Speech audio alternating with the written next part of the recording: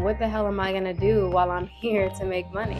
The rent is a real thing, bills are a real thing while you are pursuing your craft. My rate was full transparency because I feel like people need to know so that they can also strategize. I really want to use this episode to talk about money. It's been on my heart all week to talk about it, so here we are. Let's get into it.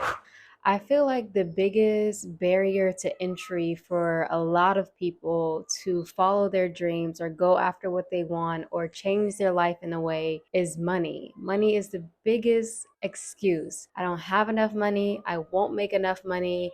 Or I make too much money now and I'm afraid to let go of it. What can I do to propel myself into a future that I actually desire? I'm here to tell you that money is not your enemy. It is not your guard. It is a tool to be used to propel you forward. It is a tool to get you to where you want to be. A little bit backstory, just so you can have some context of where I'm coming from. I grew up in a 2-bedroom trailer park with six kids, six of us, and my mom, single mom. She was a stripper for 18 years.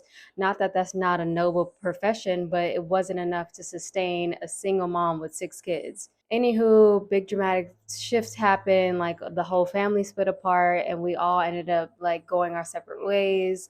I probably moved from like house to house from like 12 all the way up to like 18. It wasn't until college to where I really got to like settle down and really figure out how to get my own money. I ended up auditioning for So You Think You Can Dance, and they aired my audition. I didn't get very far, but that audition really took care of me because that 5 minutes on primetime TV like got me any dance job that I wanted. Teaching dance really took care of me throughout all of college. It took care of me so much that I was able to save some money and move to New York City. Moved to New York City to study dance at Alvin Ailey. I was a cocktail waitress at the time. I left Ailey and I was just focusing on work. It was the first time I was out of like the hood. So I was like in this new place and I just wanted to be a fucking kid. So I allowed myself to do that. I spent most of my money on tequila sodas or tequila pineapples. And I danced my like 3, 4, 5 years, and it was great. Fast forward to the pandemic, everybody was on unemployment. It was such a glorious time. I got to really hone in my craft and be an artist and feel what it feels like to be an artist that was paid and supported and like making music all the time. And I wanted to hold on to that so much. The pandemic ended, so the unemployment, and I had to go back to work. I really didn't want to go back to work. No one wanted to go back to work, but I went back into the service industry. And that's where I met one of my really good friends who was also in the fashion industry. He plugged me into the fashion industry. I loved it so much. I stayed there forever and I was doing both. So I would work in the service industry and then freelance fashion things. And it was really my goal to break out of the service industry. And finally, I did. I waited about 2 years of experience, of like fashion experience, to go for another position for production coordinator for an advertising agency.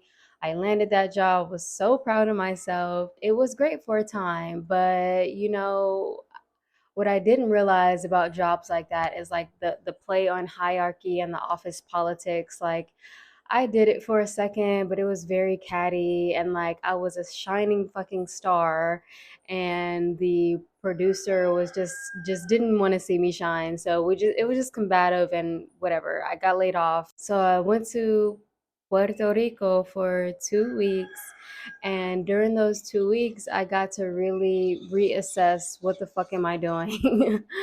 Why am I not the person that I want to be, and who is that person that I want to be? I was listening to this podcast called Get Rich or Get Drunk Trying, and in that podcast she was interviewing a girl who was in the service industry. Well, she went from the service industry and she became a millionaire, by working on her brand and doing all of these things. So I took her strategy. She said she moved to like Guatemala or something, and she like really lowered her costs in a very big way, and she was able to focus on building her business during that time. So I was like, bitch, I could fucking do that too, like I can really do that. And it was fearful at the time because I'm like, okay, yeah, I can do that, but logistically, how the hell am I gonna pay to leave New York, and what the hell am I gonna do while I'm here to make money? So whatever, I put fear aside and I made an exit strategy. I didn't look for another job. Well, actually, I did. I looked for so many jobs. That was the fear part of me. I looked for so many other production coordinating jobs. I even got my project management certification because I was like, I need to like be in corporate America because that's what's gonna pay me the most. And it's like none of those jobs worked out, and none of them worked out for a reason, because the universe was telling me, girl, this ain't for you no more. And I was like, but wait. And the universe was like, no, child, you asked for these blessings, and they come with you stepping up to the plate and learning these lessons, so you're gonna go through this. So I went through that denial after denial after denial, no job, no job, no job. And I'm like, okay, I want to be an entrepreneur. I want to own a business. I want to sustainably just work for myself. What can I do right in this moment to get me to there? And so I did TaskRabbit. If you don't know what TaskRabbit is, it's an app where you can clean people's homes, you can organize their homes, you can like do basic tasks for them, painting or whatever. I was like, okay, bet, let me do that. I ended up making like $7,000 from TaskRabbit. I know, I was very surprised too. I ended up my rate was full transparency because I feel like people need to know so that they can also strategize. So at first I was charging like $25 an hour just so I can get like 5 stars. So I charged that until I got five stars and good reviews. After that, I raised it to like 35. And then these older ladies in Park Avenue kept reaching out. So I upped my rate to $45 an hour. So I was making $45 an hour working for these Park Avenue old ladies, cleaning their homes, organizing their emails because they don't like to like do any of their emails. Like it just became a thing. So I did that for the entire summer. Well, yeah, for the entire summer until I moved here in August. Did I do anything else? Oh, I also was still freelancing for some fashion stuff. So I did like Dior like for 4 days, which it brings in extra cash, but it wasn't in like nothing crazy to just like, you know, make me a lot of money or whatever. Okay, so then I moved here and I had about $4,000 left. Yeah, I used about 3,000 for like moving costs and plane tickets and all that. So I had about $4,000 when I moved here, and I'm like, okay, how can I continue to make money while I'm out here? My strategy then was to go back to New York for fashion weeks or any fashion gigs and come back and use that money to live off of. I tried that, honey, and it just was not great on my spirit, on my energy, on anything. So, nixed that, and I'm like, okay, I'm here now. Now I'm fully here on this island. What can I do to sustain myself here? And that's the biggest question that I get. Like, what are you doing? Like, how are you doing this? And how can I also implement these practices? It's about being creative. It's about really getting creative and figuring out what your ikigai is. And ikigai is a Japanese term. I can't remember the whole thing right now, but it's basically like what you love to do, what serves people, and what also brings you income. I sat with myself and I'm like, okay, what do I have to offer right here, right now? Child, I tried 100 things, okay? I tried 100 things until some of them stuck. What actually stuck was singing lessons at the river. It's one of my favorite things ever. It came up because my neighbor heard me singing, and she heard my music, and she's like, I want to sing too. So it started with her. We started at $25 an hour, and now that it's been a couple of months, like now I'm at $40 an hour teaching a couple of students around. I also have a spare bedroom, so when I'm in the mood, I rent that out.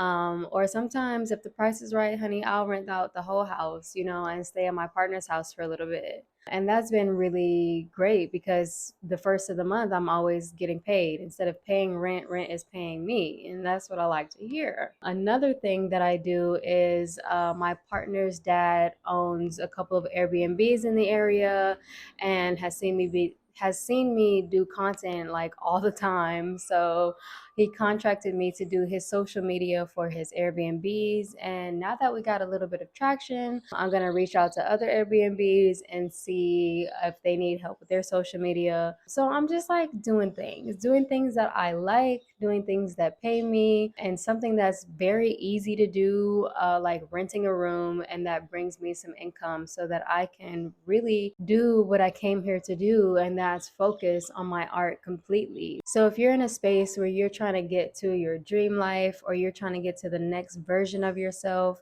you're trying to follow your dreams, make your art, like make a financial plan. I cannot stress this enough that money is not a barrier for you. Money is not an excuse anymore to say, I can't do that because blah de blah blah de blah. Like if you let money hold you back, you're gonna have a hard time finding your way to prosperity.